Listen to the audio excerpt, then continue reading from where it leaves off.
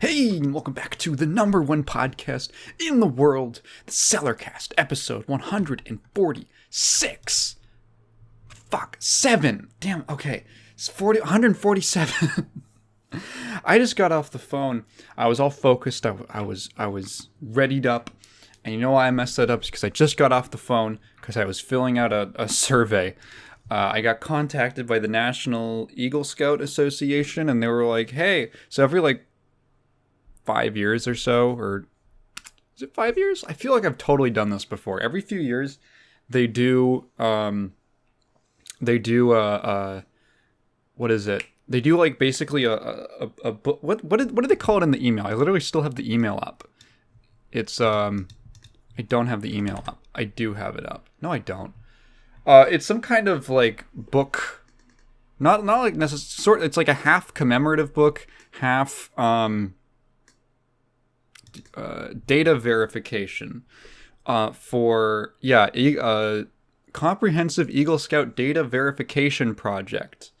So they're just putting out a commemorative book with a bunch of info for the National Eagle Scout Association, which is to get sent out to all the Eagle Scouts who want to pay for it around the country, or probably internationally, I don't know. And because I am an Eagle, I was like, I made that video a while ago on my side channel called obscure merit badges, I think, or something like that, or forgotten merit something like that, forgotten merit badges, something like that. And one of the things I lamented is how some of the record keeping is pretty shoddy for scouting stuff. So there was a lot of old badges where I just can't find how long was this badge even offered? What were the requirements?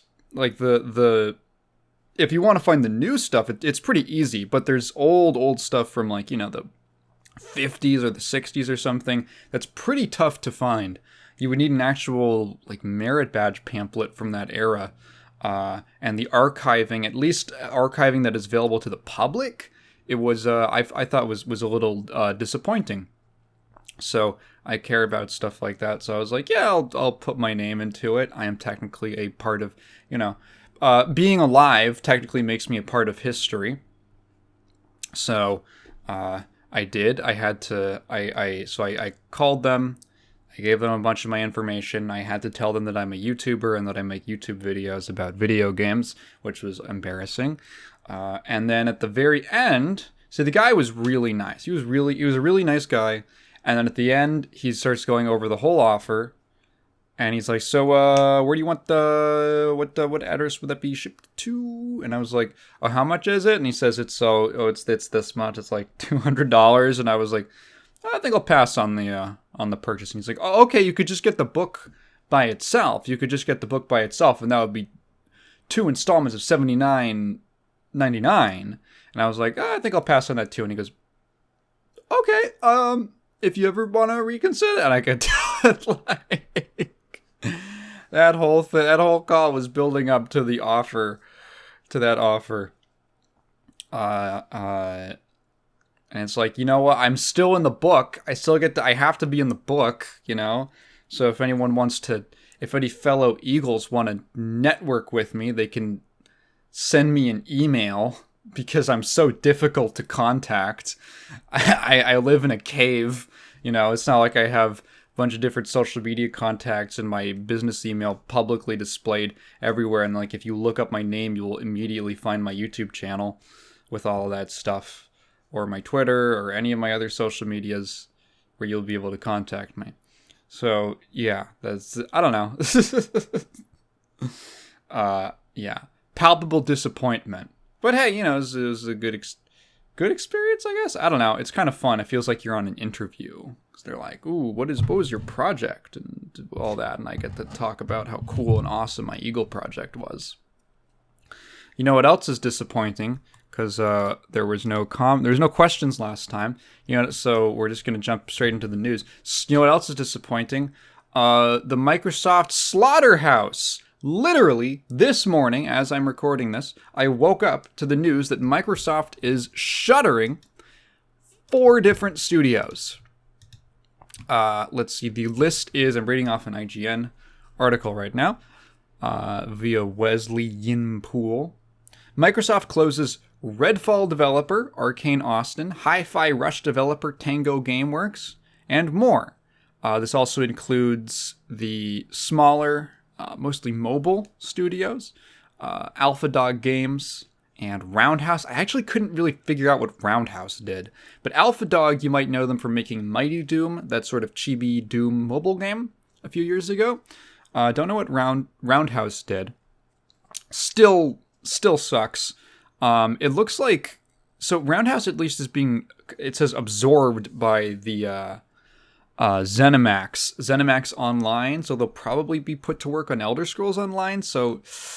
I guess a bit of a silver lining for those guys. Alpha Dog apparently just getting closed, just blown away. And the 2 that people are very upset about are... And I don't want to make this about like, oh, they deserved it less or something, or they deserved it more, or all that. I just want to focus on things that because I literally do have some connection to these other 2. Arcane Austin. Now, a lot of people aren't... I had to look it up myself. A lot of people aren't 100% on... on like... Oh, there's like 2 Arcanes or something. Yeah. So there's Arcane Lyon, I think it is, which is the French developer. Those are the ones who are making that Blade game right now. Arcane Austin made Prey and Redfall, which is a very, very funny track record. Yeah, I had the thing.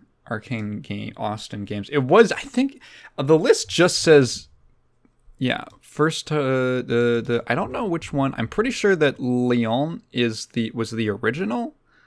Yeah, I'm pretty sure that Lyon was the original studios. Then they opened the Austin studios.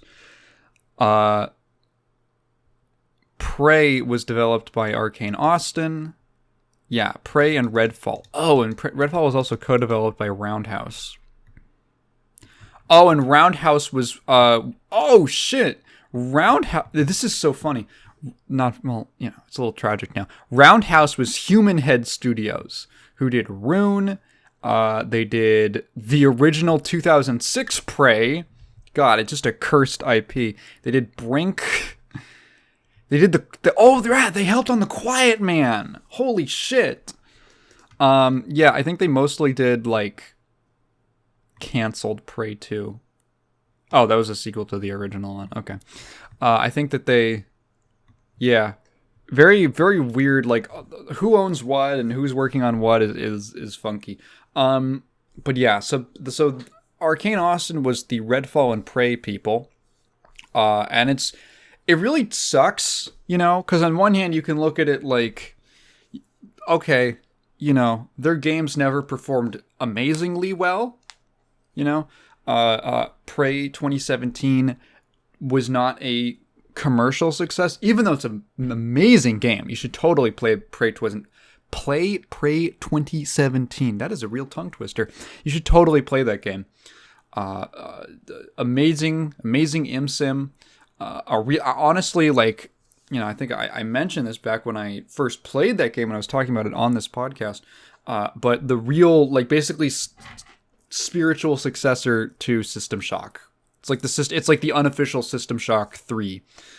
To me, great game. And then they got put on Redfall, which was a project that they didn't really want to make.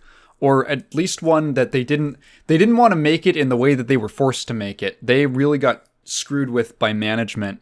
Kind of a tragedy what happened with that game. Poorly marketed, poorly just conceived, and yeah, just kind of sucked. Just kind of sucked what happened to them. So they are being shut down. Which feels unfair, right? It feels unfair. And then Tango. And Tango is a slightly more complicated matter. Tango was Microsoft's sort of window into Japan. It was a very Japanese developer. And it was originally headed up by Shinji Mikami of Resident Evil fame. This is, I feel like, a long-standing, almost like bucket list item for Microsoft, because way back, they tried to get Shinji Mikami's permission to put our Resident Evil 4 on the Xbox. And I actually read a transcript or an account of the meeting that they had. And Mikami would ask the Microsoft representative, like, what is their philosophy on games? And the representative just couldn't give them an answer. Just couldn't come up with anything. And not even because they didn't have one. Microsoft did have a philosophy. It was like, make games that are like art or something like that. But the representative just didn't know. He just had never thought about that, and he thought it was going to be a purely business meeting. And then this guy asked him about, like, you know, making art and shit, and he's just completely out of his depth. So they fumbled that. And then they're like, Shinji Mikami, he broke off from Capcom. He's making like a spiritual successor, like a new Resident Evil with, was it Ghostwire? Was it Ghost? No, it wasn't Ghostwire. It was, I guess Evil Within? I don't know. He was like, I guess that's what that was. They're like, Shinji Mikami's new studio. So Ghostwire came way later. What am I talking about? New studio. Let's buy him up. And then he fucking left. I think he just hates them. And he left the company. And he kind of left in his place Ikumi Nakamura. You guys remember her. She was that cute lady who did the, like, funny pose on stage at the game. Everyone loved her. She also left the company. And who was there to replace her? I don't know. There was the guy, Johannes something, who worked, who was like a director for Hi-Fi Rush. So they put out Hi-Fi Rush, and that's like their last game. And they probably could have recovered from it. I'm going to be honest. Even though they had a tumultuous situation with their leadership, which could have been Microsoft's fault for all we know, they could have recovered from it, I think. I think they probably could have found someone. I mean, Hi-Fi Rush was so beloved critically that I think if you said, like, this is the guy who directed Hi-Fi Rush, I think there would have been at least some kind of... you could have put some kind of weight behind that, right? A real breakout hit. I mean, they released it with no marketing, and it was immediately, like, everywhere, right? And the one thing that I was confused about that I was trying to get an answer on this morning was, did Hi-Fi Rush sell well? Because everyone's confused. Like, dude, that game was everywhere. And I know it had to have at least a pretty good budget. It was definitely a AAA game. It didn't have the hyper-realistic, ray-traced graphics and all that, and the reflections and the whatever. But it was definitely visually, like, the amount of work and development time and the size of the studio was definitely, like, on par with, like, a AAA project. This isn't a little indie game. I think at the smallest you could call it AA. Having a really stylized art style like that you don't just, like, snap it into existence and make it look good and put all of the, like, engineering and stuff that they put into making that game, like, an action rhythm game.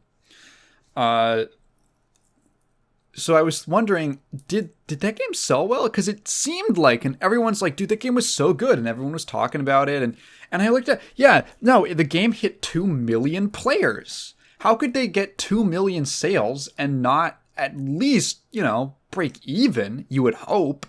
If you can't break even off 2 million sales, that seems like a big problem. And then I did a little more looking, and it turns out that metric, the 2 million players metric, is really important. Because Microsoft said, no, Hi-Fi Rush didn't sell, it didn't meet our sales expectations, which sounds bizarre. How does that make sense? Well, a part of the story that I completely forgot about was that, yes, Hi-Fi Rush was launched the same day that it was announced. It was a flash reveal, flash drop, you know? It was released onto Game Pass. It was released onto their streaming service. So when they say the sales figures didn't meet expectations, it's like, yeah, you forgot to sell it? Now, I'm being facetious here. They did sell a separate version. You could buy it as its own thing on their storefront and all that. But, like, who's gonna do that? Fucking the first, like, what is it, 30 days of Game Pass or something is like $1, and then it's like $10 after that? Who's gonna buy the separate thing? Are you stupid? Is he stupid? Is he stupid? Like, when your main service, when your main deal right now is Game Pass, a subscription streaming service, why the fuck would you care about metrics? Why would you even set sales goals to begin with when your main product isn't based on individual sales? It makes absolutely no sense at all. Like, baffling. What? So yeah, it was incredibly successful in the number of people that they got to play it. But they had the metric they were looking at, it was just nonsense. Just completely nonsense. Like, they should be looking at it in terms of like Game Pass growth, right? Like Game Pass subscriber growth. Because that's how that works. Like, oh, did this product get people to start Game Pass subscriptions? That feels like the metric you should be looking at. Right? That's your main thing. But no, it was poor sales. Poor sales. Just befuddling. That's the term. Befuddling. What? Yeah, I'm going to shock all the business majors who are listening right now. In order to get sales, you have to sell the product first. This is that shit they don't teach you in college, okay? This is what you learn on the mean streets. Just baffling. And if that really was the reason, the low sales, what? Just the name, the brand recognition alone. Phil Spencer is such a shitty fucking manager. He's such a shitty leader. I can't believe all of this is happening under him. People think that Phil Spencer is good at talking. His main skill is talking and not being outwardly shitty, like Don Matrick. But the Spencer era of Xbox has been a complete disaster. Like, what is the Father, Son, Holy Spirit, but of evil? Like the evil trifecta. It would be like Matrick, him. I don't know who the third one would be, but there's an analogy here. I'm just not smart enough to come up with it on the spot. Complete disaster. Matrick was like the bang, and Spencer is the whimper. Christ. Just complete incompetence. Like, confusing levels of incompetence. And now this also brings to mind here's the lesson, okay? I think here's the lesson to pull from all this. One of the lessons. Acquisitions are bad. Do you remember when everyone was, oh, Activision, Microsoft's gonna buy Activision. Yeah, my team's gonna get, yeah, for my team. No, dude, this is why the Embracer shit was bad. I remember being like cautious, like about Embracer. I think I even said it way back, like, okay, you're cool for now, but I'm gonna hold off on you guys. Yeah, and guess what? It turns out that consolidating 1,000 different people under and groups and companies under one umbrella is actually super unstable. Look at the government. It actually kind of sucks. Oh shit, we made bad investments in the fucking cut funding from this thing, you know? That didn't do anything. the overwhelming trend with big corporations is that when someone at the top fucks up and makes a bad decision, the people who had nothing to do with that suffer instead. They offload the responsibility onto people who are basically innocent. And that's the most despicable part of it. And that's why I am always extremely about acquisitions. I would prefer as much of the industry to stay decentralized as possible, right? I talk a lot about how it's very difficult, I would say impossible, to truly monopolize the gaming industry. And I still stand by that, but I do want to add, yes, when you have big companies that employ thousands to hundreds of thousands of people, having those companies be bought out by someone takes huge chunks of that industry. It's still not a good thing, right? It's not a good thing. And you know what's crazy? I don't know if he posted this today, but I saw it this morning. I think he uploaded it this morning. I don't know if it was a coincidence. Who knows? Because it's not directly addressing it. But John Romero, the G himself, posted a video to his Instagram telling an old story from the early days of id Software. It was when they were, he said, about 6 weeks into developing Wolfenstein 3D. And they were still riding pretty high on Commander Keen. And I think they might have had a preview of Wolf 3D or something like that out or something like that. And they get a call from Sierra Online. And Sierra says, hey, we saw what you're doing with Wolfenstein, and we are interested in buying out your company. Do you want to come over to our headquarters? And do you want to come over to our headquarters and check us out? And we'll hang out a little bit. So they went over to California. They were in Wisconsin at the time. They went over to California. They met Ken and Roberta Williams. I think he even said they had just published King's Quest V. So, they were top dogs at the time. I love how the Wikipedia page says founded, defunct, and then fate. And fate is dissolved. Crazy. And they had a great time. They really hit it off with them. They were all vibing. They go back to Wisconsin, and they get a call a week later from Sierra, and they said, "Hey, we're interested in buying out. We want to make you. We want to make you the offer. We want to buy out id for $2 million, which adjusted for inflation in today's money would be $5.5 million. And mind you, this is four guys. This is four guys in an apartment room who are basically have been making games in secret from their employer, right? This is the smallest of small time. They get an offer for $5.5 million in today's money. And they said, okay, can I put you on hold? We're going to talk about it. They go. Romero, Carmack, probably would have been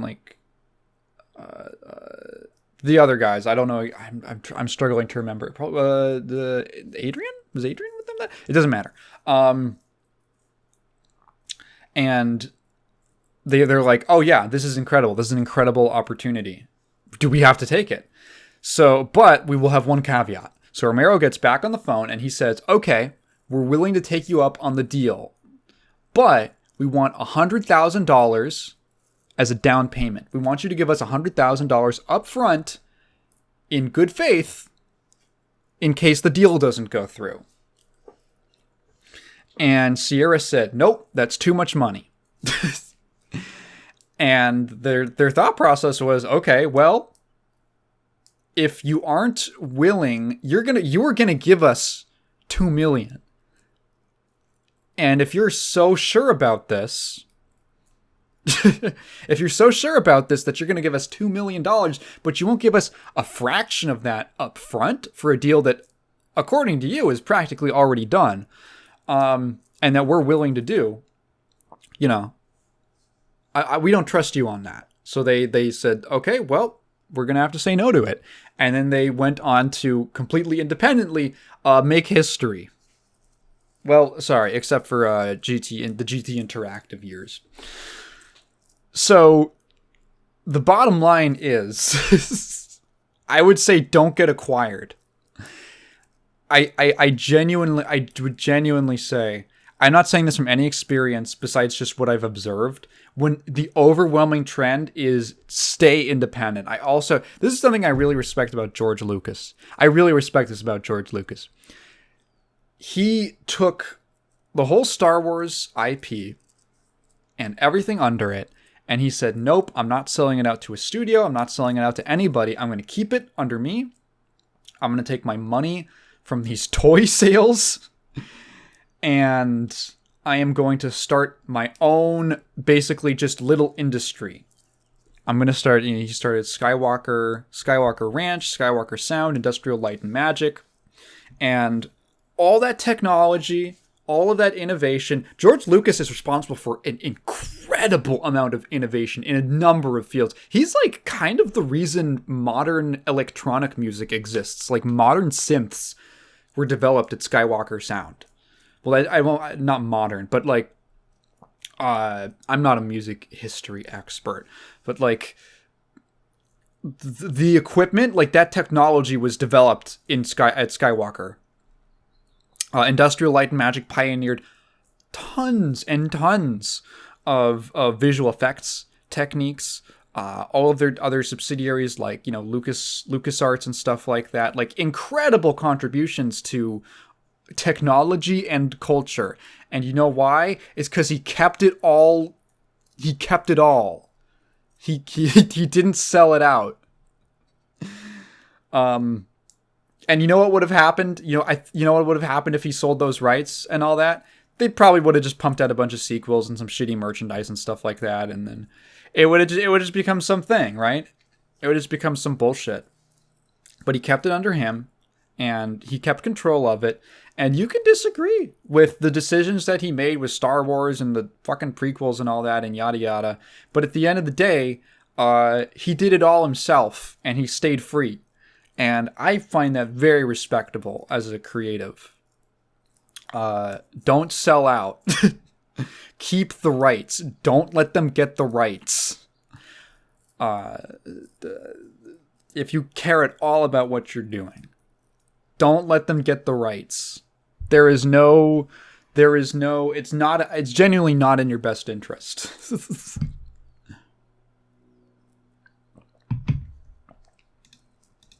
So this sucks.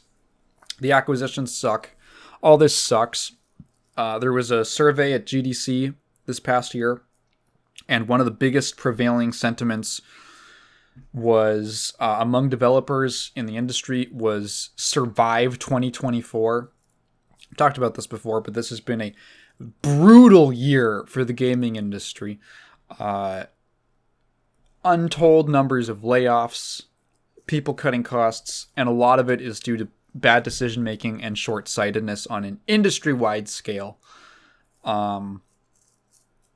It's hard, but I think it's always better to stay free. That's my advice. Speaking of, I actually don't even know what it's speaking of what. I want to give a quick shout out to a little game called Sonar Shock. It's releasing on the 24th or 25th this month. I had never heard of this game until I saw one video on Twitter from an account that posts about like little games.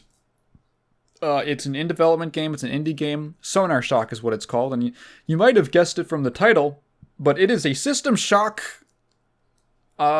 spiritual successor, I suppose, because we were talking about that earlier. I don't know if spiritual successor is the exact right term, but obviously inspired. You look at 5 seconds of gameplay, and they got it. The graphical style very similar. The HUD. It's the System Shock HUD. Without the bigness, without the giant border. the full screen HUD, like literally with the buttons on the left side. And this was like, this is what made me do the double take. The weapon, like whatever your currently equipped weapon is, shows up in the bottom left corner as like a orange wireframe, exactly like System Shock 1. And what you have to manually reload. So it's like first person tank controls with a free mouse. So it's like a first person point and click thing. And your crosshair is always like the cursor. And then you have to manually click a button to load. Not just that, the original SS1 had a button that you had to click to reload your gun. This one has a button, and then you have to manually like pull back you insert the bullets with one with one button, and then you actually like load them by clicking and dragging part of the little gun on the UI. So you have to like pull the, what is it called? I'm not a gun expert. The hammer? Whatever it is. You got to like pull that back on your pistol or what have you to actually like load the bullet, which I think is awesome. That's great. And it takes place on a giant Soviet submarine with mutated horrors and weird creatures and something mysterious going on. It has some RPG elements. You go up to there's like NPCs with actual conversation trees and stuff like that. It just looks cool as hell, and I wanted to give it a shout out. Sonar Shock. Go wish list it on Steam. I want to talk. Let's see. We'll do the usual thing. We'll go over the eyeball stuff and then the hand stuff. So we finally finished Back to the Future Part 3. And I don't think I have a ton to say about it. But I'd only ever seen the first movie until this past like 2 weeks when we watched 2 and now 3. And you know what's so surprising is, man, all these movies are really good. That's impressive. I feel like there's a stigma. There's a certain sequel fatigue, I feel like. Especially there used to be. I think nowadays with Marvel movies and all that, there's less so. Like, we're a little more used to taking the same concept and expanding on it in a couple sequels. But there definitely used to be a palpable, in film at least, a palpable, oh god, how many are they going to do, you know? And I feel like especially in the mid to late 80s when these movies came out, I can only imagine like the bad reputation that getting like there's no way the third one is going to be good. But no, it's good. Excuse me. It is entirely based around just being like a fun Western adventure, a Western themed adventure. It's got some of the tropes of the genre. It's all this. It's a combined time travel Western, and it's just kind of a lot of fun, right? Like it's just a really fun romp. It's structured in a really interesting way. Essentially, so the whole premise is at the end of the second movie, Doc Brown gets accidentally sent back in time to the Old West. Marty is stuck in the 1950s, about when the original movie takes place. And he has to find the Doc Brown of that time to go save him, or to go help him, because initially he just wants to go back to the future, but then he finds out that Doc Brown in the past dies. He gets shot in the back, and he's like, I gotta go save the Doc. So instead of sending him back to the 1980s, they decide that they're going to send him back in time to the Old West, and he's going to find Doc Brown. The DeLorean gets banged up, and they have to find some kind of a replacement. I really like this element of the film where it's not really a ticking clock. It kind of is, but it's more like just a scheduled part of the plot, which is, okay, the only way the fuel line got busted when Marty entered the Old West, when he time traveled. And gasoline isn't going to be like invented for a while. So they have to find a different way to get the DeLorean up to 88 miles an hour. And the way they figured this out is, oh, we'll just hitch it to the front of the train that's in town. Or that passes through town every couple days. So in 3 days, the train is going to arrive at 8 a.m. They're going to hijack the train and stop it, put the DeLorean at the front, and then push it all the way to basically a straightaway on the track. And that happens. That plan gets figured out. There's a decent amount of time just setting it up, getting him into the past, and then him just having the initial. I think every single one of these movies has a segment like this. It's great. I don't mind it. It's always fun of just the culture shock adjustment period where he's walking around town. And what's great is it's always in the same location, which I think is neat, right? You get to see Hilldale, right? Hilldale? Or Hill Valley. Sorry. Hill Valley in the 80s. You get to see it in the 50s. You get to see it in the future. And then you get to see it in the Old West. And it's just neat to see the history of like this one location, and you kind of get very familiar with it. I feel like over the course of these movies, not in its layout or anything, but watching it go throughout all these eras, it kind of endears the location to you. Like you kind of feel, I don't know. I feel like as an audience member, like I care. It ends up building a kind of attachment. To the location that all these movies take place in, because it's all in this technically the same place. So he finds the dock. They figure out all this. They get all that stuff out of the way, and then they've come up with this plan. And that's 40 minutes into a 2-hour movie when they figure out this plan. So I'm thinking, okay, so what's going to happen now? I'm curious. What is going to happen from now to the end of the film? Because in the previous movies, it was like this constant rolling conflict of this thing happens and this thing happens. Oh, we got to figure out this. We got to do this. This, but now it seems like, the movie's kind of set. Like we already figured out what we need to do. We have the plan. It's just a waiting game at this point. And the rest of the movie is just the following 3 days until they get to Monday morning. And it's all of the funky predicaments that they get into, and the fights, and the conflict naturally arises, which it's an interesting dynamic, because you know that they have this date that, like, okay, at this time and on this day they have to be here and execute this plan. And then as the film is progressing, things are popping up that might be throwing a wrench into that. And there's like this element where we have to keep our eyes on the prize, but like, the doc sniffed some funky librarian pussy. Ooh. He's smitten. You had to see Biff Tannen's ancestor, who is still a piece of shit. And played by the same guy. He played by the same actor, which I think is funny. They do a great job with the makeup, though. They do a great job. Like, I couldn't tell that it was him. He acts the exact same way.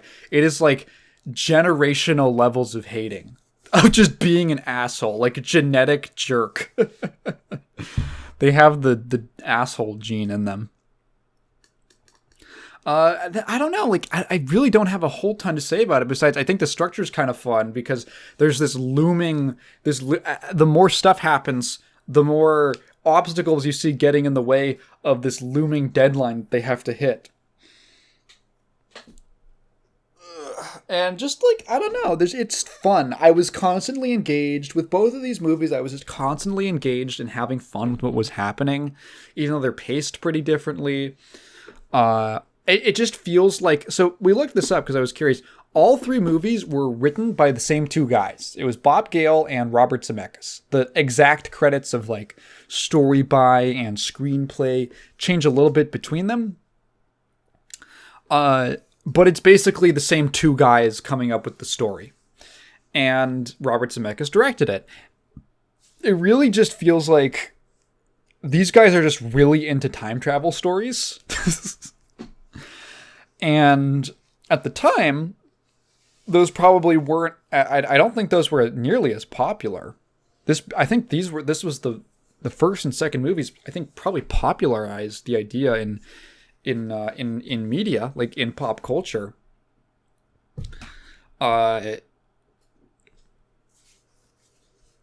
But I have an inkling that these guys probably grew up reading like pulpy time travel stories or something like that, and they were like, "This is so cool, and there's so many great concepts, and if you can just package that concept and explain it in a way that like a general audience will understand, that doesn't seem like too quote unquote nerdy for them, you can tell all of these awesome. There's so many awesome storytelling opportunities."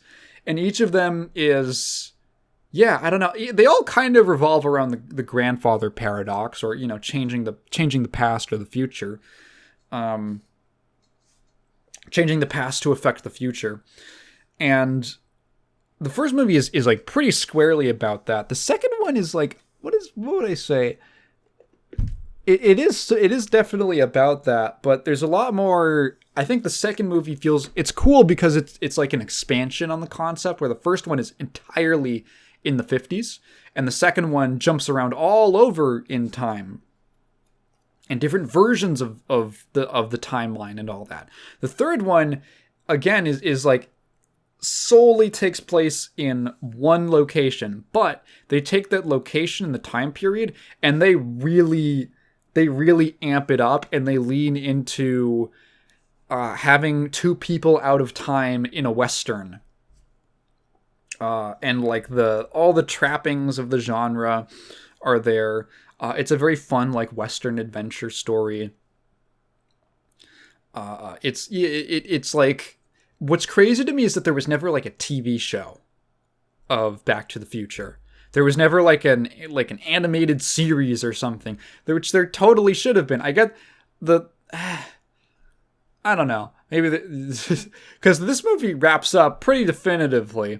You know what's funny is the ending of this is so dumb, but I don't even care because it's just fun, right? Like, he fucking shows up in a time traveling train that's steam powered, and he's just in broad daylight in this gigantic exploding train that like causes a nuke to go off every time it enters the time period. And then he just flies away in 1990 CG. But it's so dumb, but I kind of love it, and I'm just glad that everyone gets a happy ending. Just a very good, solid series of movies. Is the third one as good as the other two? I don't know. I think that's kind of the benefit of being very different stories, is that they're going for different things.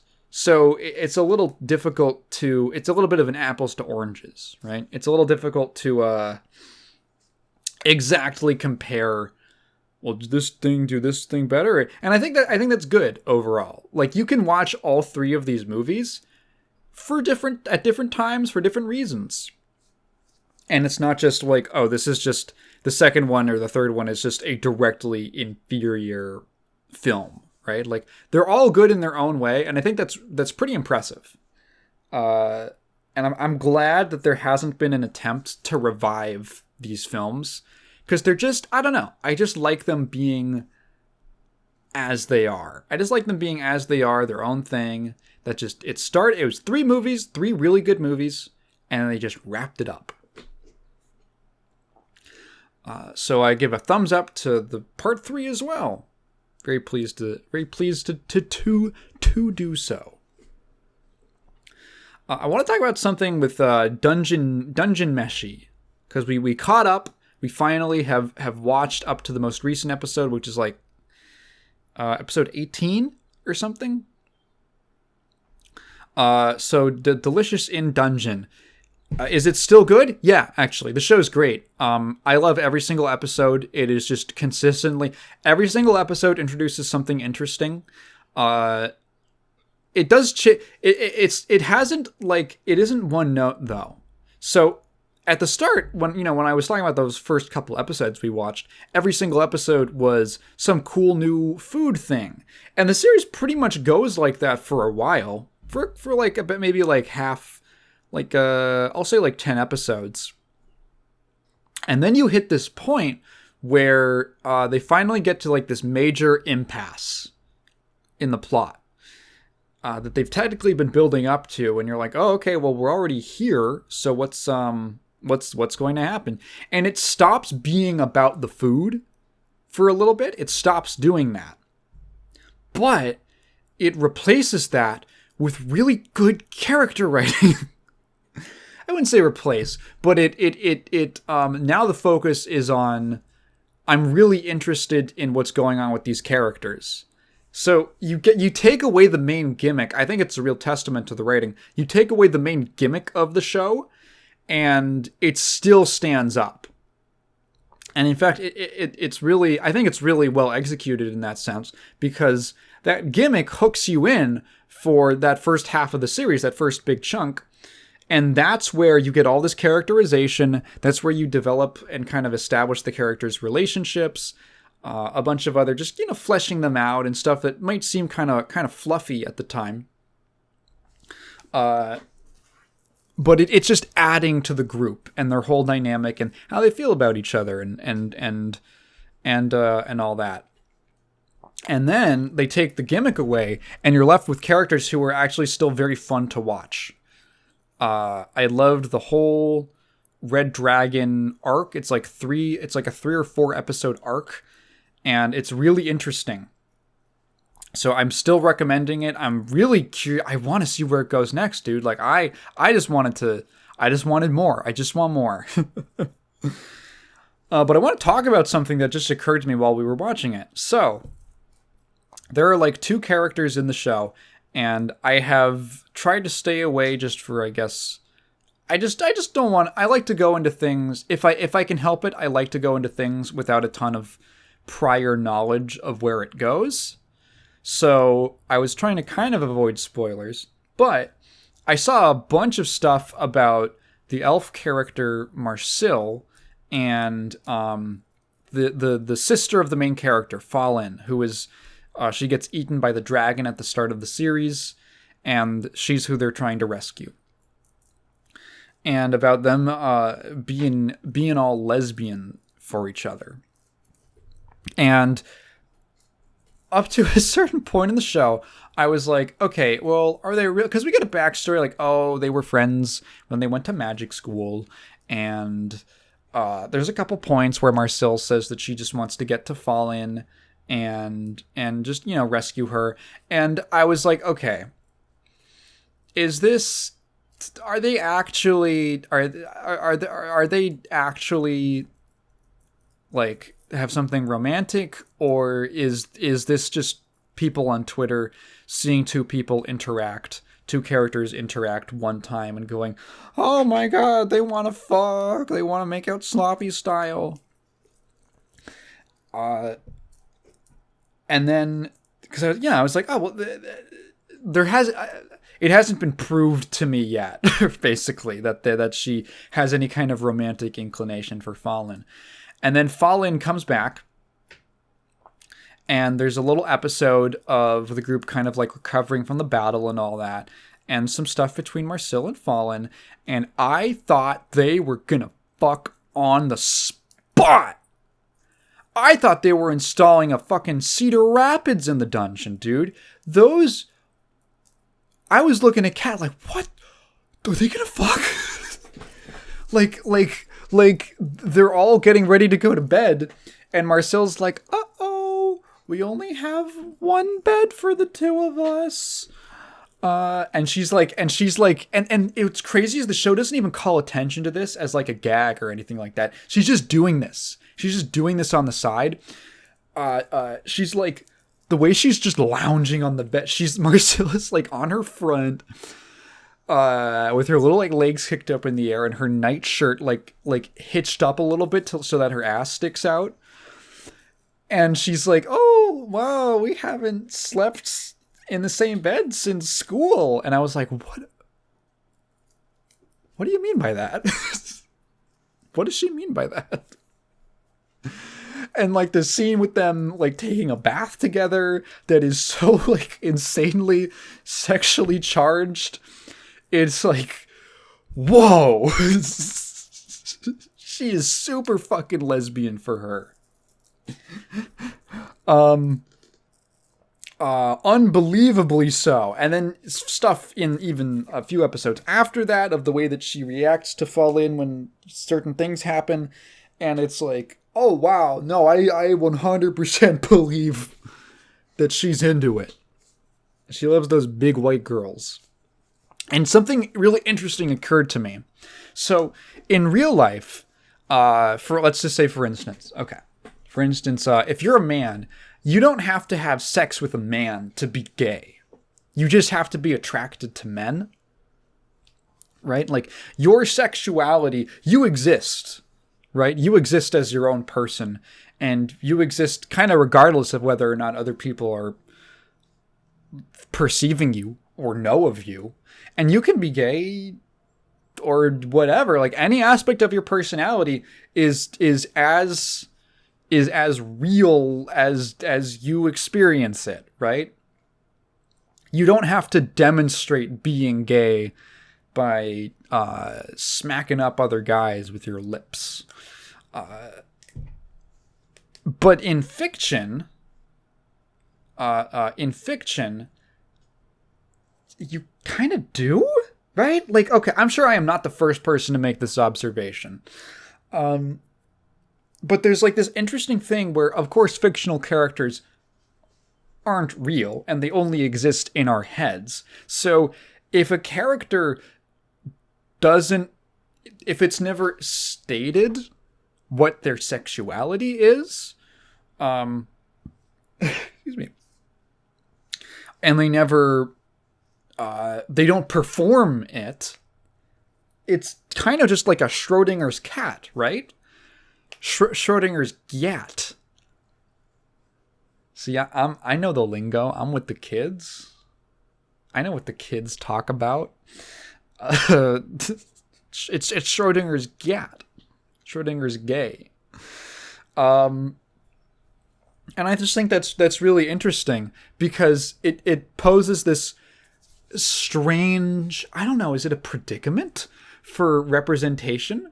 Because you can look at a character, right? So, you know, if there's an actor, for instance, or some public person, I'll just say an actor, who's gay, you don't have to see them dating a man for them to be gay representation. You don't have to see them constantly fawning over men for them to still be gay. They're just a gay actor. But if a character has to be, like, it has to be proven to the audience for them to be gay. Unless it's some, like, unless you get, like, really, like, stereotypy with it. You know, you make them some kind of, like, outrageous, flaming homosexual caricature. Which, mind you, does exist. There are people like that. I went to that fucking Macy's LGBT thing for my girlfriend. There are people like that. But you don't have to be, of course, right? Where, you know, you can infer. You can infer. You can take an educated guess. So gayness or whatever in fiction kind of has to be performative in order for it to like count, I think, for most people. Like, okay, I remember making that video on LGBT games, and I read that interview with, I forget his name, but it was one of the writers on Dragon Age, the Dragon Age series, which has a very well-liked gay character whose plot revolves around him being gay, him being homosexual, and his father, like, basically trying conversion, like, shock conversion therapy, like, fantasy shock conversion therapy via, like, magic stuff that's super dangerous. And, like, the whole plot line is about that, right? And it's very heavy-handed what is going on and what all this is a reference to. And the writer was talking about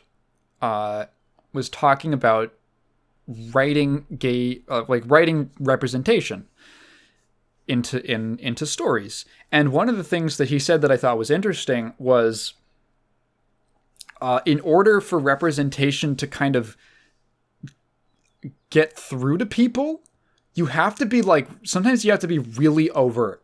Like, you can't be subtle about it.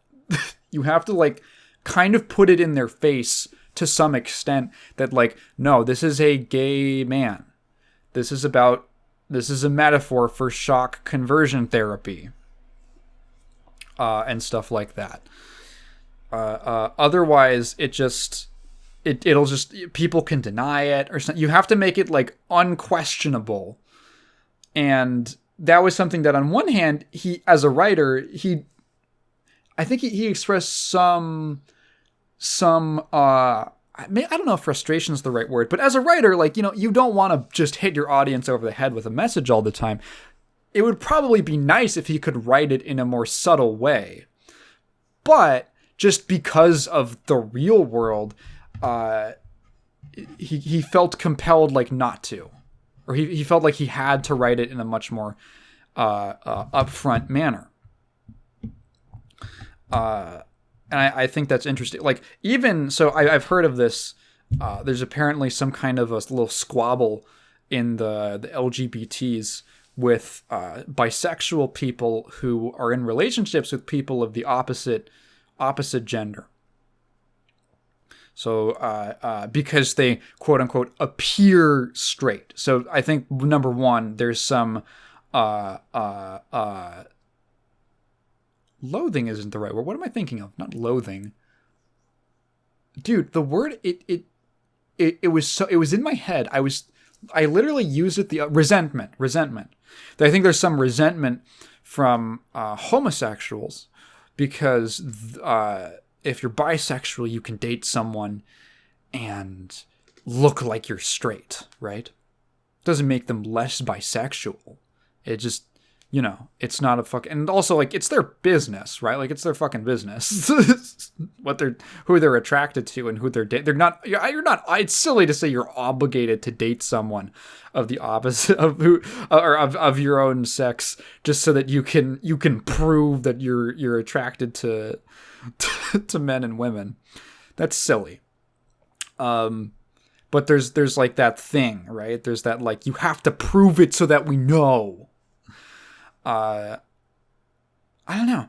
I'm sure there's been a lot of discussion amongst gay people or LGBT people in general about representation and like how you have to make it. How blatant does it have to be? I think the fact that you have to prove it to the audience is interesting, because on one hand, it kind of falls in line with everything else in writing. Like if a character is greedy, I have to prove to the audience that they're greedy. I have to make them act that way. That's what's kind of interesting about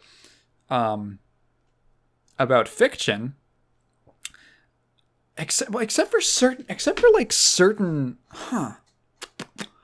I'm thinking about this. So if you wrote a book, like we're talking about like stuff on screen right now, and with stuff on screen, you typically don't have something like internal narration or an omnipotent third person narrator who can tell you what that character is thinking at any time if the author chooses to. You usually don't see that in shows or movies or games or stuff. But in a medium like books, you can just have a character. Like, okay, here's a thought experiment. If a character never in a book, they mention that they are attracted to someone of the same sex, right? But they never act on it. They never express it publicly or to anyone else. They just think it. Is that an action? Is that proving it to the? I guess it would have to.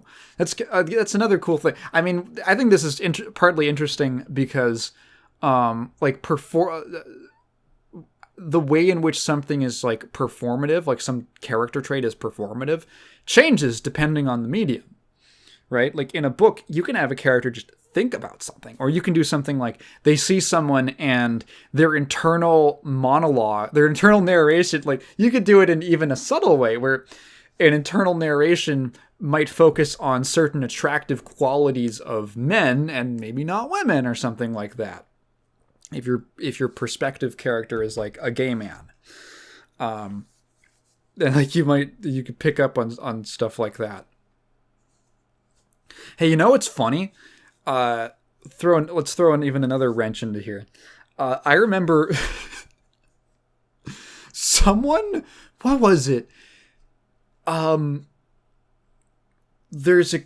Oh God, I forget what the context was. It was either someone transcribed the entirety of The Great Gatsby. It was like either into English again for some library or into a different language or something like that. And the entire book was exactly the same except for one single line that they added in. They added in one line where the main character leans in out of nowhere and kisses Gatsby on the mouth. It's like the only change that they snuck in there. And I think that's really funny. And it's like, how does that change the book? I think that stuff like that is really interesting. I don't know. I didn't terribly develop this line of thought out. I'm just throwing a bunch of ideas. And if you are LGBT in some way, and because again, I'm sure that there's been plenty of discussion on topics like this, feel free to just tell me about your thoughts on that, because I am genuinely very curious. Like any interesting examples of like mandatory performative gayness, sexuality, right? Or anything like that I've mentioned, because I think it's an interesting topic. I'm sure there's plenty of stuff that I could read to tell me more about it, but I would rather just look at my YouTube comments. So, yeah, Dungeon Meshi is still really good. I would totally. There's a couple episodes left in the season. I am genuinely really, really excited for the rest of it. Marcel makes funny faces. I want to talk because I'm a big fan of striking while the iron is ice cold. I want to talk about Hunter Nen Impact. Alternatively pronounced Hunter x Hunter Nen x Impact. No, you do not pronounce the X's. So this is the 3v3 Hunter fighting game that is being developed by 8ing, who you might know as the developers of Marvel vs. Capcom 3. Yes, that was not actually Capcom. Capcom was just the publisher. They might have had some, I'm assuming they had a little bit of support and input on the game, but for the most part, the primary development was done by a dev called 8ing. They also did Tatsunoko vs. Capcom a little before that, and they did DNF Duel a year or two ago. Was it a year ago or 2 years ago? I forgot. I think it was last year. They did DNF Duel. That is their most recent game as of now. And they announced like, hey, we're making a Hunter fighting game. And everyone was like, is it going to be an arena fighter? And no, it was not. It was a 3v3. Basically just a new Marvel vs. Capcom 3. Like, wow. Down from like the motions of the intro animation to the UI, to the mechanics, to the button layout, to the animation of characters getting hit. It's like the same style where they're like in the air with like their back arched. Their back is arched backwards, like as you're juggling them. And there was like a 15-minute gameplay showcase at Evo Japan that I forgot to talk about. But there was something, so people have already dissected it to death. But I would like to throw in a new perspective on it. That's right. I have something to say about it. So the number one thing that I thought, and which many other people thought, was, wow, this game doesn't look amazing. It's not bad. It's not terrible. But it to be fair, it does look pretty close to the anime. But it's just a little blah, you know? Like there's something about the game that's not clicking visually. Let me pull up the gameplay for myself. I should have looked this up. I should have gotten this prepared before I Yeah. So I pulled the gameplay up, and you know what it is? I'm being dead serious right now. Why doesn't the gameplay look? Why does it look a little stiff? It's the camera. It's the camera. Okay, so yes, the character models could be a little more polished. Maybe the animations could be a little better or something. They don't even look bad. That's all like polished stuff, and this is all in the realm of polish. Here's one thing that I don't think people recognize, and I didn't even get it until I read a YouTube comment that pointed this out. The camera is really important. Now, if you watch the gameplay, you'll notice the camera at all times is completely zoomed out. It's completely zoomed out. All it does is move left to right and a little bit up and down if a character gets launched and jumps off screen, right? Or is starting to get off screen.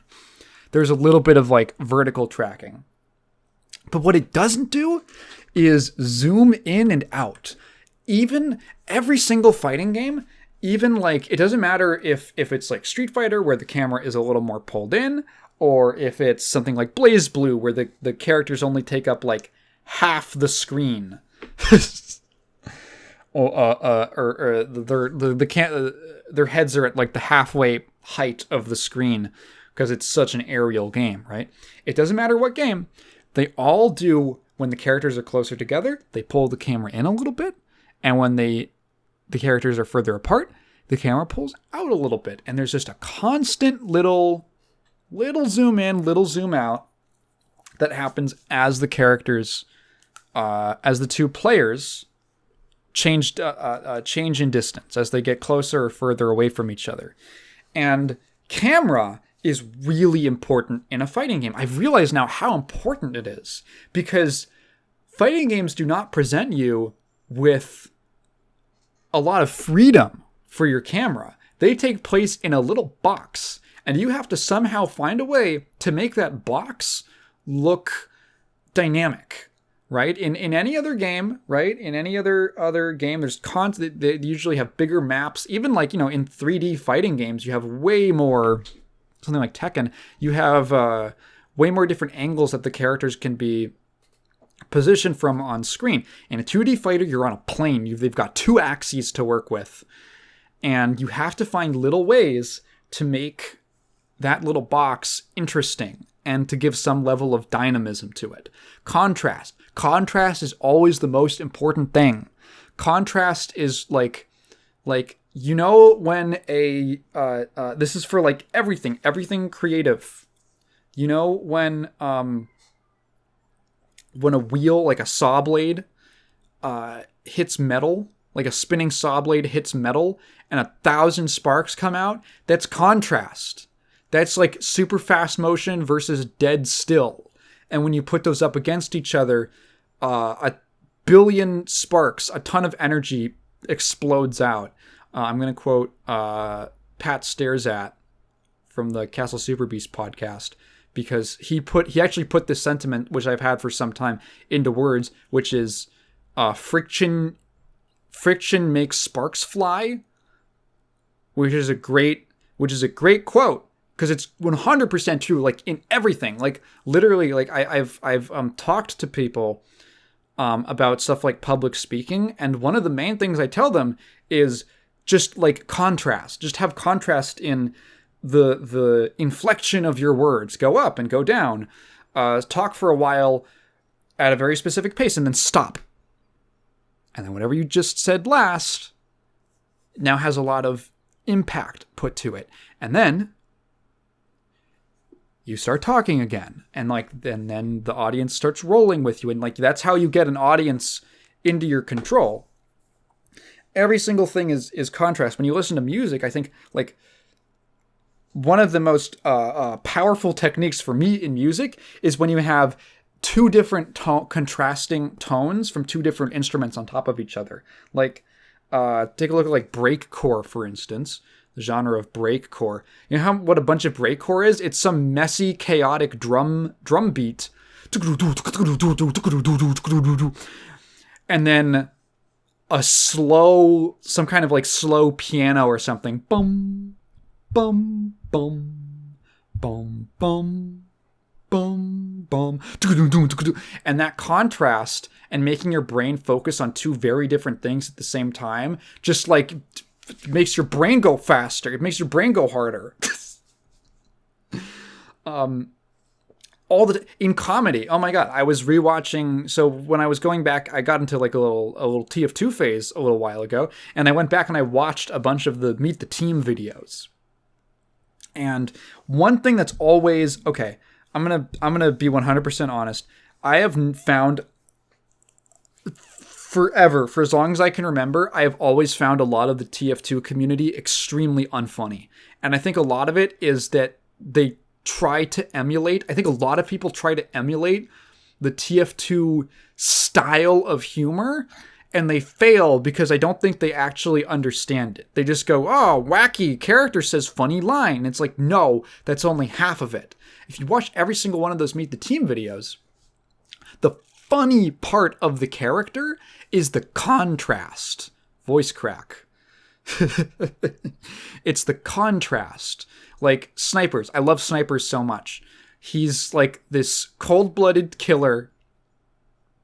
He's this professional life taker, right? He's like this completely mechanical machine. And then you get a bit of him like talking to his parents on the phone and like getting into like no, Dad, like like his parents don't get it, right? Like they don't like what he does.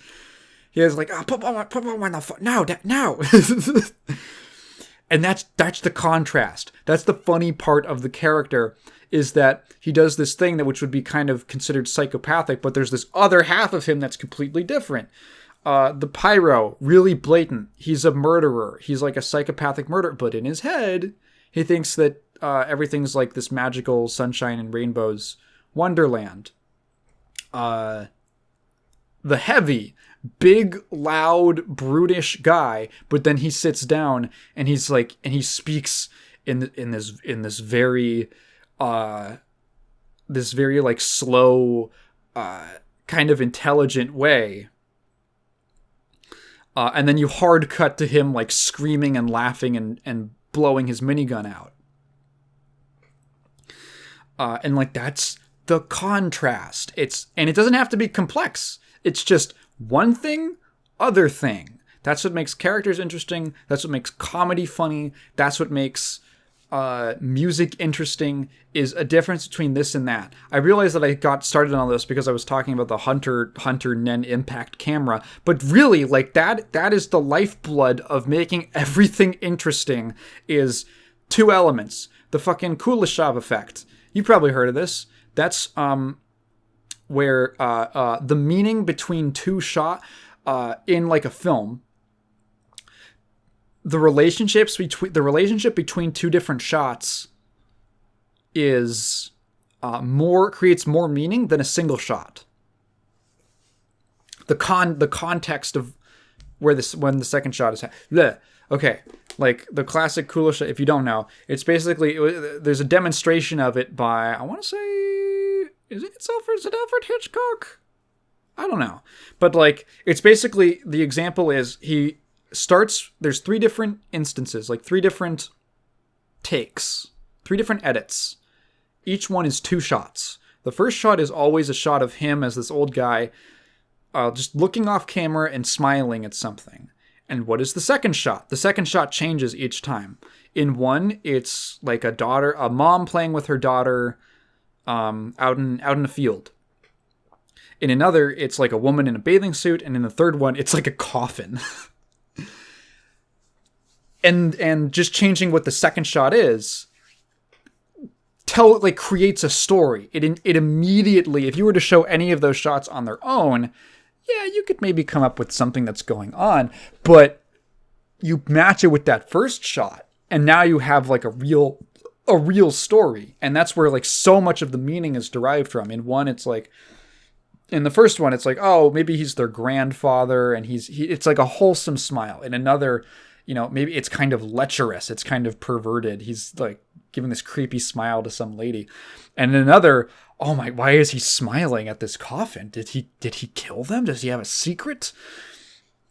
Completely changes. It's contrast. So that's my advice to aiding is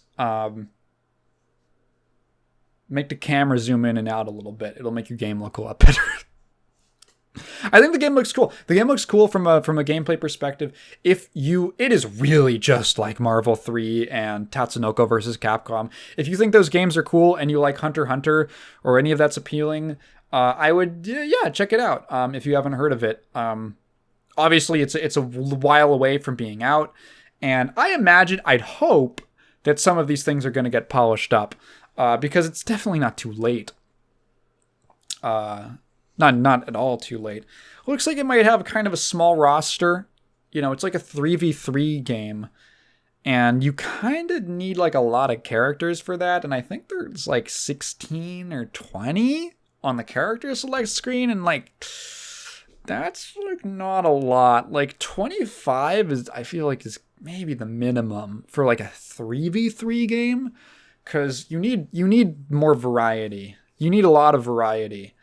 And there's no like groove system or two different styles of a character or something to like set them apart. Like, oh, you can play at least you could play like two different versions of the character, or the moon system, anything like that. No, it just the characters are just what they are. There's just one version of every character, and then they've got, I don't even know if they have different like assist calls. But gameplay wise, look, you probably already know if you like one of these games. And that's all I have to say on Hunter Nen Impact.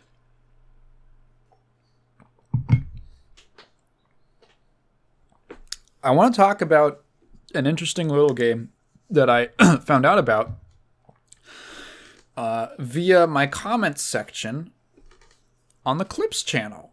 So you might remember that a week or two ago, I talked about a game called Pixel Gun 3D, which was a Minecraft aesthetic first-person shooter that I played as a kid on the mobile version, and recently came to Steam, and I checked it out, and it was just absolutely disgusting in its level of monetization, and just gross. Just a gross product. I made a clip out of that, and the clip ended up actually getting some traction. It got like 1,000 views, which is quite a bit for that channel. And someone recommended to me, because I had said in that segment, man, I really just wish, I love the idea of like a Minecraft aesthetic shooter, and I just wish there was one that was good. And someone recommended in the comments section of that clip for me to play Stalcraft, or maybe Stalcraft? Stalcraft? I've got no idea. I think it's Stalcraft, because this is a game. Okay, roll with me on this one. You're going to find out a lot.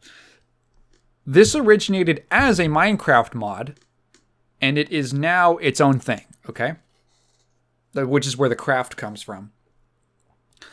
Stalcraft is it's an FPS MMO open world with a game with light survival elements, and it takes place in the Stalker universe, or I guess you could just call it the Chernobyl exclusion zone, which, if you don't know, is a thing which originates from oh no, they're giving me the actual historical thing. Let me look up like Stalker exclusion zone. So originally, oh god, what was the name of the media depictions? What was the name of the book? I'm trying to find the name of the book. Yes,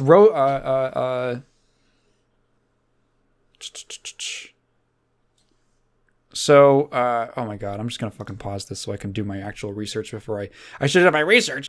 Okay, so I got my lingo up. So, if you aren't familiar, there's a 1972 novel by a man named, I'm talking like two guys, Arkady and Boris Strugatsky, called Roadside Picnic. Oh yeah, they're brothers. Yeah, so they're brothers. And that that later served as the inspiration for a 1979 film called Stalker, directed by Andrei Tarkovsky. And also, all of this served as the inspiration for the Stalker series of games, which you might be familiar with if you listen to this podcast. So essentially, the origin of this is Roadside Picnic. The premise is that a bunch of aliens visit the Earth. The reason it's called Roadside Picnic is that the Earth is basically just like a little picnic site for them. And the idea is that after they leave, they kind of accidentally leave behind a number of little artifacts, which create all the places they visited, the visitation zones, are these bizarre kind of reality warped spaces. And people venture into these zones to collect these strange artifacts. This was later adapted into, or sort of like adapted into the 79 film Stalker, which takes place specifically, it takes that concept and it puts it into the aftermath of the Chernobyl explosion, the infamous, Chernobyl's in Ukraine, I believe, actually. It's not Russian. But the infamous nuclear meltdown in Chernobyl, which created the Chernobyl exclusion zone. The premise of that being same thing, like reality began to warp inside of this roughly 30-kilometer area. Weird animals are showing up. There's all of these strange and powerful artifacts that appear, and certain people they'll start to have these dreams, and they'll dream of this room inside of the zone, as they call it, which there's a blue sphere inside, and it will grant whatever wish you desire. And they feel compelled. This becomes their new life mission to travel into the zone and to find the sphere.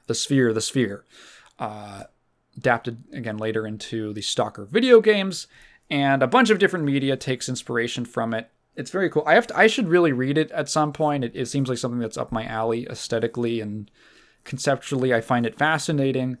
But funny enough, my first actual experience with it has been with Stalcraft, because this is the universe in which it takes place. So, as I said before, it is an MMO FPS. This game originates as a Minecraft mod, and it is very Minecraft in certain ways, and not Minecraft in certain other ways that I think are neat, that are pleasant surprises. So, number one, the movement is like kind of just a smoother feeling version of Minecraft movement. You go pretty fast when you want to sprint. Crouching, it's literally the exact same animation where your character just kind of like points their hips back. I don't know what's going on with that. The aesthetic is very blocky. It's blocky, but with realistic looking textures, which is, I think, kind of an interesting contrast. Hey, we're talking about contrast again. If you can get over the kind of blocky art style, which personally I like, again, I think it has a very cool aesthetic to it. And it's just, there's an intense, grimy, rusty look, to the whole game. So, essentially, the goal of the game is, would I call it a goal? You're just kind of like doing, there is like what should I start with? I should have organized my thoughts on this better. See how I had to do research for 1 second, and now I don't even know where I am. I think I'm in Honolulu. I can talk about a couple things that I find interesting about it, because that's probably more useful to you. So, the survival elements are not as intense as I would have thought. There is a stamina system, which is pretty forgiving, and I never found it annoying. And there is a weight carrying capacity limit, which, as of yet, I have not really run into a problem with. I've been playing it for like 10 hours. Not really had an issue with it outside of times where I just got too greedy and took too much stuff. So that's nice. There's no hunger. There's no thirst. There's none of that stuff. You don't have to sleep. It lacks a lot of traditional survival game things, including ones that came from Minecraft, just kind of dropped in this game. That might be a negative for you because you like stuff like that. For me, it's a positive because I don't want to deal with that bullshit. This game has a very interesting progression system, and I think that's one of the most notable things about it. So there are no character levels. Character levels there's probably a way that you could do it, but I think the idea was that a traditional character level might kind of clash with the aesthetic, that you are essentially just a scavenger. You are a survivor and a member of one. So there's two clans. I guess I should mention that. This is technically an open PvP, not exactly full loot MMO. So there are two factions, the Stalkers and the Bandits. And you join one of the two when you create your character, and you just you go from there. There's friendlies and hostiles. PvP at any time that you're outside of like a base. Bases are instanced areas. And the bases are tied into the progression system. They are the progression system, essentially. So basically the way that it works is you don't have a character level, you have a reputation level with a certain base. It's different for each one. So at the starting one, it's like Adaman's base. Is Adaman's HQ for stalkers, which I picked to be a stalker. So you get there and you're like level 1 you're like level 1. And in order to increase your reputation level, you have to do side quests and some main quest things, as well as there's like events out in the open world where you can it'll be like, oh, in this area, there's like 7 mutated pigs, go kill the pigs.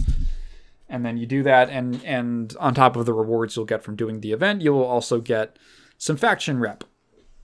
Some base rep, specifically. So why is that important? It's because, again, with this game has kind of a unique progression system. There's no classes.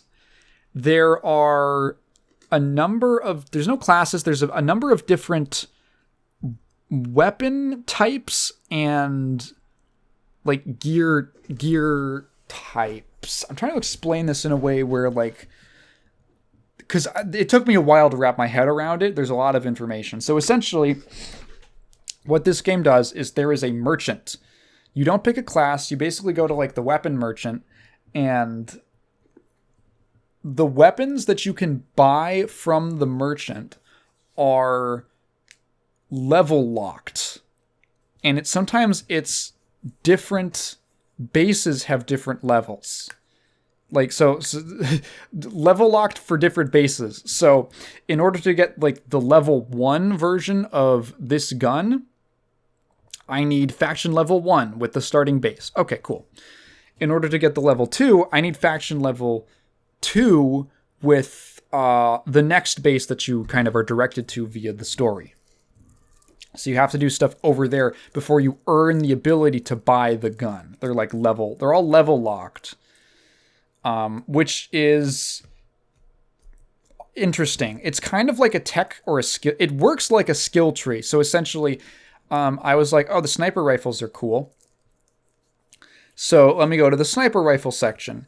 And there's basically 3 different sniper rifle trees, which I guess are almost like specs that you'd find in a traditional MMO, like a WoW, something like that. Where you can spec your character into a specific subclass.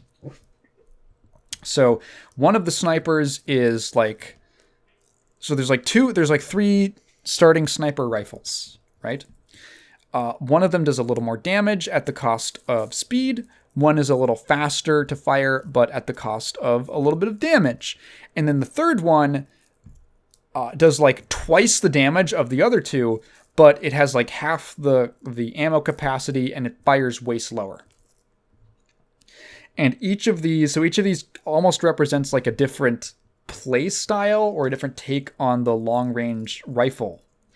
And then each of those has its own basically just straight line progression from there of just statistically better guns.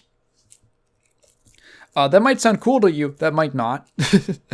There are 3 different styles of like armor equipment, basically. Wearable gear. There's like combat, combo, and science. And they all kind of generally specialize into different things, either like bullet resistance and environmental effect resistance, and sort of like halfway between those. And then there's further like slight variations between them in their own different like spec offerings, with like, okay, you go to the combat gear and this one offers a lot more resistances, but this one offers a lot more carrying capacity. And it weighs less and stuff like that, so you won't be as slow moving around in it. So it's a pretty interesting system, which I haven't really run into an issue with yet. You know what's crazy? There's not even crafting in this game. As far as I can tell, I haven't seen any kind of crafting system at all, which is crazy for the fact that this came from a Minecraft mod and is called Stalcraft. It has craft in the title, but you don't craft. You barter for everything. So here's the other way that the tech trees work for guns. For instance, if you want to level up basically to the next tier of gun for the kind of spec that you're going into, you click on it, and then the barter, the list of requirements comes up, and it will be the gun that the previous version of the gun. So you are literally just trading your gun in for a better one, a better version of it, plus some amount of materials. And I guess that brings me to the open world events. So out in the open world, you'll get these little icons around the map that say, hey, there is like a nest of rats, like mutant rats over here. And then you walk over there and there's like 6 or 7 that you have to kill. And they will drop, some of them will have drops of their own, but once you kill all of them, you're guaranteed to have a little, basically, crate in the center. It depends on what exactly the event was about. Sometimes it'll be like a backpack if it was human enemies, or a nest if it was animals. There will be like essentially a crate drop in the middle. And here's the nice thing. These kind of like dropped rewards are different for each player. Not different. They are, every player around can get them as long as they are, I think it'll despawn after a bit, but every player around can get them. So you don't have to fight over it. If you and someone else clear out an event, which I did with a couple people just spontaneously, everyone gets to get the rewards from it if they go up to the crate. Nice. Cool. On the topic of this being a full loot game, it is not. So when you die, you don't lose everything on death, which I'm glad about. You lose certain items. They are either considered bound or unbound. Bound items will stay on you. Unbound items will drop. Bound items are things like all the equipment you're wearing, your guns, your ammo, your healing items, most of your consumables, a couple other different kind of miscellaneous types of things, and your money. That is all bound to you, and you will keep that. The main stuff that you will lose, that is unbound, are materials. So materials are either like for bartering. So there's like barter materials, which are kind of usually, they're always like highlighted in green, that there's something that you can use to barter with. You can lose those, which sucks, or you can lose sort of like junk materials. And the junk materials are mainly for getting cash. It's for getting, you sell those to a merchant at a base for money. So, yes, if you die, you do lose your stuff. However, it's kind of like Souls rules, where you can do like a corpse run and run back to where you died, and your stuff will be in a backpack, and you can recollect it. Also, and if another player happens to run by, even one who's on an enemy team, as far as I can tell, if they pick up your stuff, it is still there for you when you get back. I think so. So you can still recover it if you hot-foot it over to your death location, which will be marked on the map. So yeah, it can feel bad to lose some stuff, but you can still... there's some wiggle room. It's clearly not trying to be too incredibly punishing, although you will die fast. You can die very fast in this game. Thankfully, health regeneration is relatively generous, which is nice. So you can just like sit down for a second or park it for a bit, and your health will go up pretty soon. It'll go up pretty fast. When I went to go look at so I was having a pretty good time with the game. I was enjoying it. I think the aesthetic is cool. The questing is very fleshed out. It's a very polished feeling game in terms of the UI and the mechanics, the way everything feels. It doesn't feel nearly as budget as you would expect it to be. And I went and I checked out the game on Steam, and I saw it had mixed reviews, and I was like, well, what's wrong with the game? And a lot of people saying it was pay to win. So I was a little cautious. It's a free game, by the way. This is a free game. So I went and after a session or two, I was like, I haven't does this game has a shop? Does it have like an in-game shop? Because they've never shown me it. And yes, it does have an in-game shop. It is on the pause screen, and I completely missed it the first few times, like the first couple sessions. I only noticed it after like 5 hours because I was never directed towards it. And it was not, it wasn't like Star Wars The Old Republic where they are just constantly shoving it in your face that you haven't paid money for the game yet. But this wasn't like that. So I was like, okay, so what is in the shop? And genuinely, okay, so most of the shop offerings are purely cosmetic. They are just cosmetic. And people will gripe about any single kind of cosmetic. Any single kind of microtransaction. And I get it. That's okay, fine. That's your thing.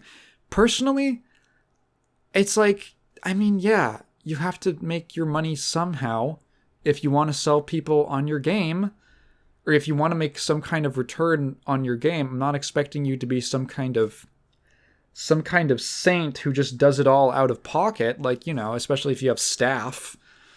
You got to make money somehow, and I think the option of going purely cosmetic is acceptable. And from what I saw, the cosmetics didn't break the aesthetic of the game super drastically. They were a little fantasy-ish, but nothing that I felt was too egregious. Still fell within the relative color palette and all that. Just a little more glowy, And I was like, okay, that seems like the vast majority of microtransactions in this game are just cosmetics. And then I looked, and there is one other kind of offering, and that is a premium, being a premium membership. So a lot of free-to-play games, free-to-play MMOs especially, have systems like this. Some kind of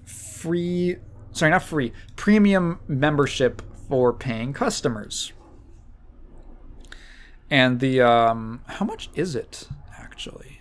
Let me look. I gotta pause again because I have to do research.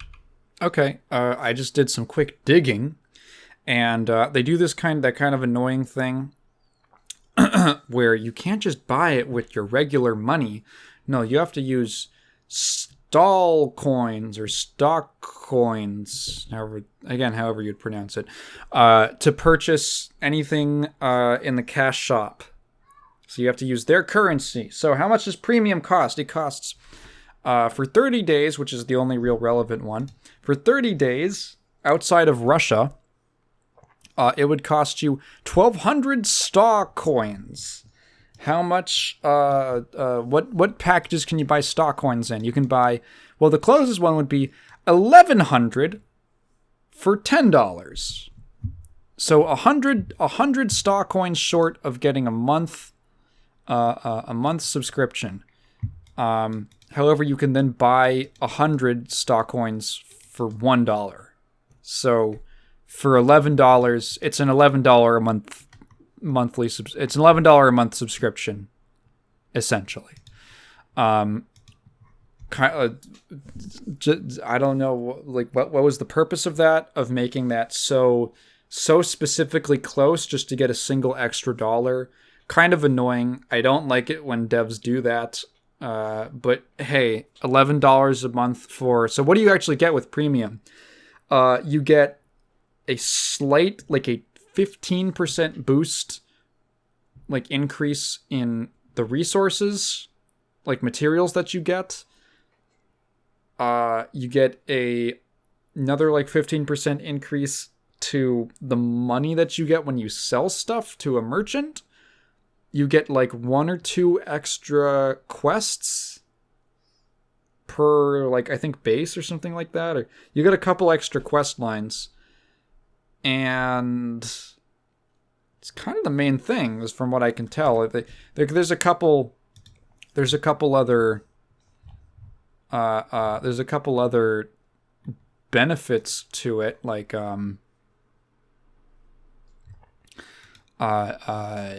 but those are really the main gameplay things, and it's account wide.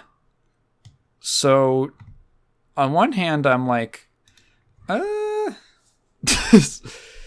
it like the way the pricing is set up is a little scummy, but the actual product is like, is that worth it? I don't know. Would you rather just like have a premium option that's just not worth it at all? Or one that's like really necessary? Like, I don't know. I have no clue. The way that it affects the gameplay seems so minute. There's no like extra areas or anything. Like, all you can do, all the content in the game besides those couple exclusive quest lines, completely free. So it's like actually kind of a good deal. I don't know. It's like, who's scamming who here? I don't know. What I can say is the game is neat. It has some cool ideas. I think it is at least worth checking out. Apparently the grind after 300 hours becomes really bad, but like, I don't know, you've been there for 300 hours. I don't know, like, what more. This is like what I get a little confused about. 300 hours is a lot of fucking time, especially for a free-to-play game. Do you just expect that to like last forever for you? Like, at a certain point, I would expect them to just run out of content. I would expect them to kind of just run out of like stuff. Like, yeah, no shit, they have to kind of like squeeze you near the end, or after such a ridiculous amount of time. There's only so much that they can do for you. Like, you dramatically outpace the rate that they can make the content at. So I looked at a lot of like the negative reviews, and a lot of them either seem people who are just upset about being killed in PvP, which that's just the way the game is.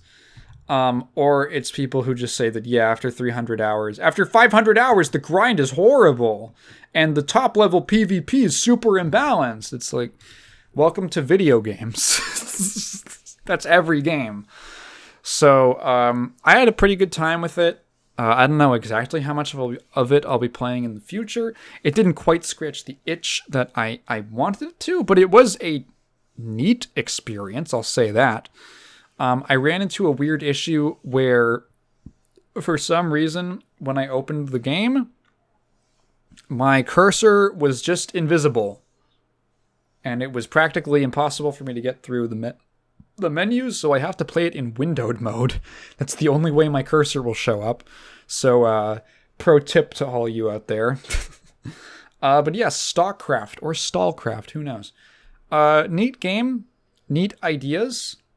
I like the alternate takes on progression systems and all that, and the pretty light survival aspects I appreciate. They could have gone much harder with it. So yeah, I want to get for now. I'll give it the thumbs up. Enjoyed my time with it. And with that, I think I'll be drawing this episode to a close. If you've been listening this far, thank you so much for listening to me ramble. If you have a question, feel free to leave it down in the comments below, but please phrase it in the form of a question, because I'm not just going to read your thoughts out loud. Video in progress. I'm going and I'm working. You know what it was? It's because like last month I kind of got delayed by a week and a half because I was busy in the first half of the month. So, kind of cut out time. Yeah, it's delayed. Whatever. Thank you so much. Check out my Patreon. Bye.